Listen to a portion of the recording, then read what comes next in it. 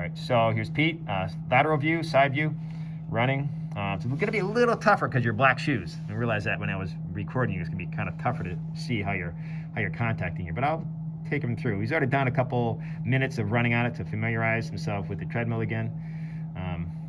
And we just break it down frame by frame. So I'm not sure how much you can see in this, but okay. So what we'll do is we get in. This is the HUDL technique, and we'll get a sense of where he's striking. Okay, but like I said, it's even tough for me to see on here. Oh, it's a bummer with your shoes. So we're not going to be able to really be witness to the exact point of contact here. But we know he's a heel striker. He's contacting first. We can't exactly see the strongest point of contact here. But you can see it kind of boom. Maybe that's his strongest loading point. The biggest thing with this is to make sure that he's not landing his heel in front of his knee, especially as a heel striker. Okay, because if you land it in the front and he's all the way extended out, you're essentially putting the brakes on, and that's that vertical ground reaction force. It's actually going to push him back, in the opposite direction. So it's putting on the brakes in a sense. So that's one thing that will change when it comes to technique. But it looks like he's kind of loading underneath his knee, which is a good thing. Okay, and then we'll follow the path about to toe off, and see where his hip is relative to his femur. All right, so you look at the relative alignment of his pelvis. Okay, here's his pelvis right there, and then look at his femur. Okay, and draw a line right to there. Okay, and if they're pretty close, pretty perpendicular, that's the way it should be.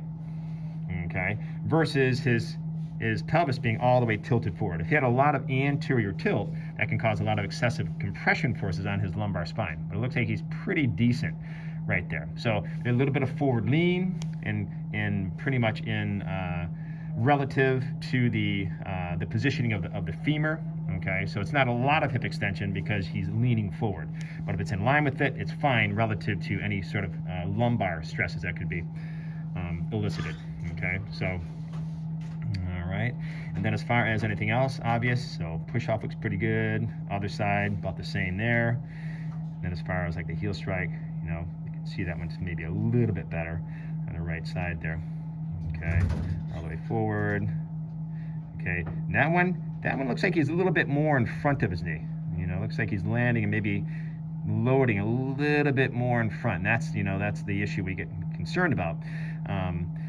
As we talked about earlier, if your cadence is really high, people tend to, or really low, I should say, they tend to hit more. They tend to overstride. They hit the heels first, putting the brakes on.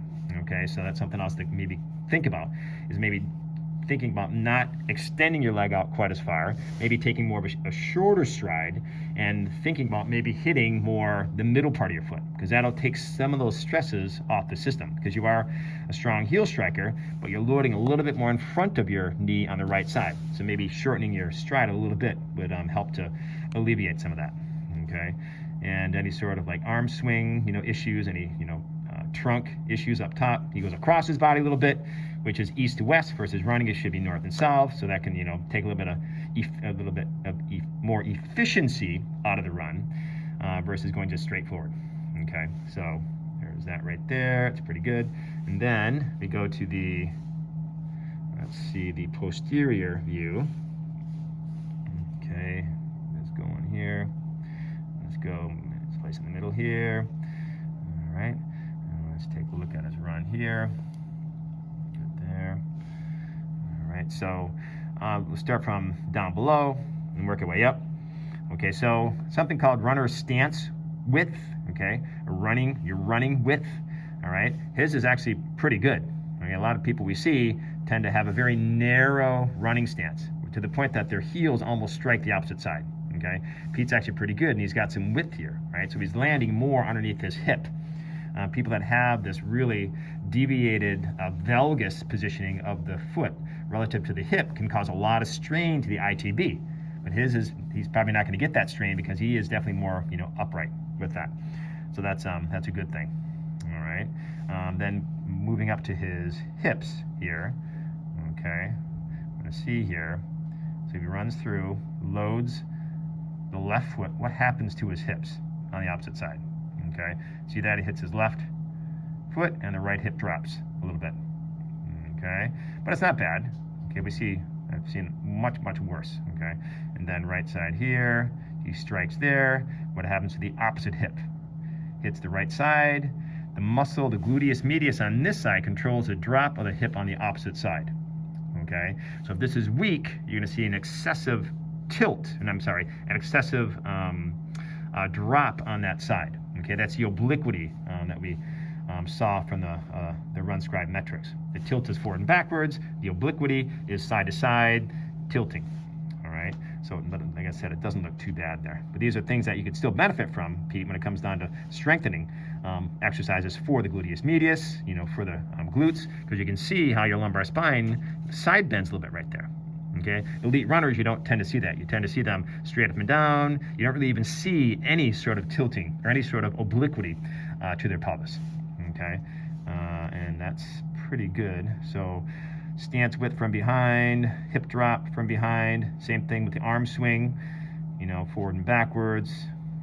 So, all right, but this is, the next step would be going to the website, looking up our running performance training program, and have all kinds of videos where I talk about how to correct runners, narrow stance, or how to correct this tilting, what muscles to, to strengthen. If there's we want to change the cadence, how do you change the cadence going forward? How do you do it without causing more damage by doing it too quickly? Okay, because as you watch him, you can just even see that over time, this could be something that causes low back pain. If he starts to increase his distance or starts to increase his speed. If he doesn't do things to alter his mechanics a bit, increase his strength, and just maybe improve some of the technique here. So, okay, cool, thanks.